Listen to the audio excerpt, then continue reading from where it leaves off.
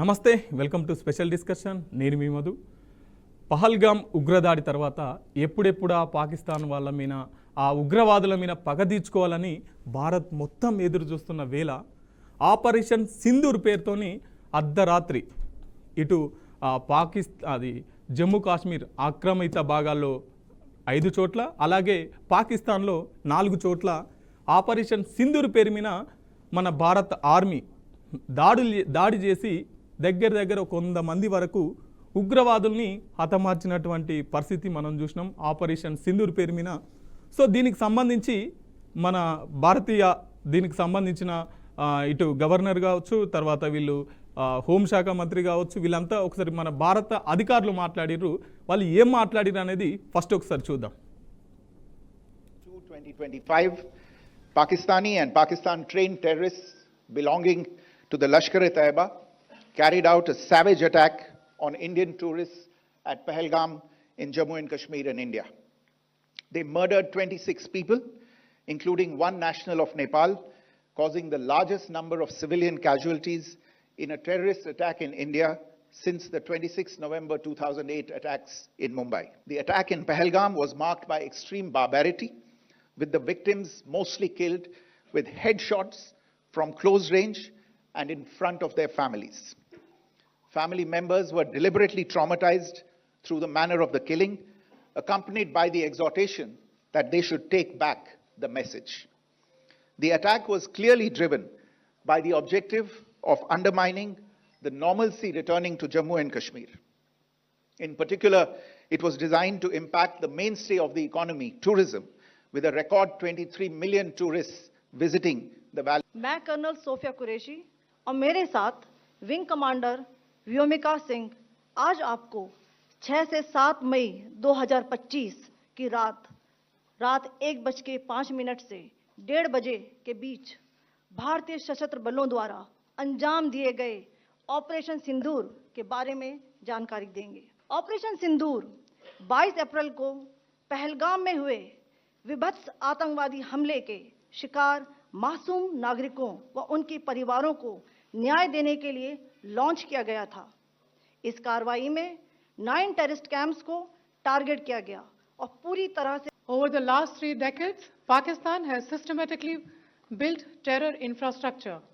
It is a complex web of recruitment and indoctrination centers, training areas for initial and refresher courses, and launch pads for handlers.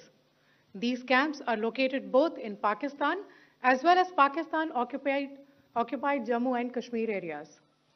Some of the well-known training camps are located, as you can see on the screen. They are distributed from Savai.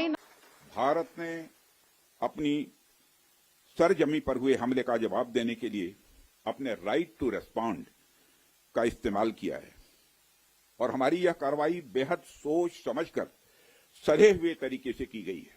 आतंकियों के हौसले पस्त करने के उद्देश्य से यह कार्रवाई महज उनके कैंप्स और इंफ्रास्ट्रक्चर तक ही सीमित रखी गई है। मैं पुनः हमारे आर्म्ड फोर्सेस के शौर्य को मैं नमन करता हूं। इसलिए आज का दिन उस गौरवमयी यात्रा को याद करने का दिन है। इसके साथ साथ यह दिन ठहर कर सोचने का भी दिन होता है कि अपनी अब तक की यात्रा में हमने क्या क्या हासिल किया है और यह हमारी अब तक की कार्य प्रणाली का विश्लेषण करने का भी यह दिन है। साथ ही यह एनालिसिस करने का भी दिन है कि भविष्य में हमारी राह क्या होनी चाहिए। సో చూసారు కదండి, ఇదే అంశాన్ని మనతో చర్చించడానికి doctor Padma, BJP national executive member మనతో పాటు స్టూడియోలో ఉన్నారు. మేడం నమస్తే. నమస్తే. సో ఈ ఆపరేషన్ సింధూర్ను ఏ విధంగా చూస్తారు? ఇది మనందరికీ తెలుసు, 2 వారాల క్రింద ఎలా అయితే ఒక ఉగ్రముఖ సడన్గా దాడి చేసి అన్నెంపుణ్యం ఎరుగని టూరిస్టుల మీద అటాక్ చేసి మనందరికీ ఎంత బాధ కలిగిందో మనం చూసాం. అప్పుడే అనుకున్నాం డెఫినెట్గా అటాక్ అనేది చేస్తారు. ఎలా చేస్తారంటే వాళ్ళకి గుర్తుండే విధంగా మేము బుద్ధి చెప్తామనే మాట మోడీ గారు స్వయంగా చెప్పడం జరిగింది. చెప్పిన మాట ప్రకారంగా గత రాత్రి అర్ధరాత్రి 1 గంట దాటిన తర్వాత 1 గంట 5 నిమిషాలకి వారి మీద విరుచుకుపడటం జరిగింది 9 స్థావరాల్లో. అంటే ఈ స్థావరాలు కూడా ఏంటి అంటే చాలా కీలకమైన స్థావరాలు. పాకిస్తాన్ ఉగ్రవాద ట్రైనింగ్కి కానివ్వండి, వాళ్ళ రిక్రూట్మెంట్ సెంటర్స్ కానివ్వండి, ఇవన్నీ కూడా అందులో ఉన్నవి.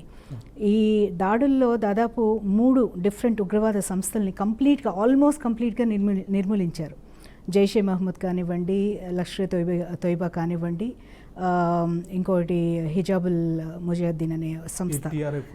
ఎస్, ఈ 3 సంస్థలు కూడా ఆల్మోస్ట్ సమూలంగా నిర్మూలించాయనే చెప్పొచ్చు. ఎందుకంటే వీళ్ళు చాలా టార్గెటెడ్గా ప్రిసైజ్ ఇన్ఫర్మేషన్తో ఇచ్చిన ఇన్ఫర్మేషన్ తీసుకొని ఎక్కడెక్కడ ఆ సెంటర్స్ ఉన్నాయో ఆ సెంటర్స్ మీద దాడి చేయడం జరిగింది. ఎక్కడ కూడా సివిలియన్స్ మీద టార్గెట్ చేయడం కానీ, వాళ్ళ మిలిటరీ అసెట్స్ మీద కానివ్వండి, మిలిటరీ ఆర్మీ మీద కానివ్వండి టార్గెట్ చేయలేదు. మన త్రివిధ దళాలు కూడా చాలా పక్కడ్బందీ కోఆర్డినేషన్తో, ప్లానింగ్తో ఒక్కసారిగా విరుచుకుపడ్డాయి. అంటే 25 నిమిషాల్లో మొత్తం పని ముగించేసుకొని వెనక్కి వచ్చేసారు వాళ్ళు. అంటే ఏమీ చెయ్యలేక అలా ప్రేక్షక పాత్ర పోషించడం మనం చూసాం. ఆ తర్వాత అఫ్కోర్స్ వాళ్ళు పూంచ్ సెక్టర్లో, కొన్ని సెక్టర్స్లో వాళ్ళు దాడి చేయడం మొదలుపెట్టారు along the line of control. కానీ ఆ జరిగిన ఆ 30 నిమిషాల మటుకు వాళ్ళు అచేతనంగా ఉండిపోయారు.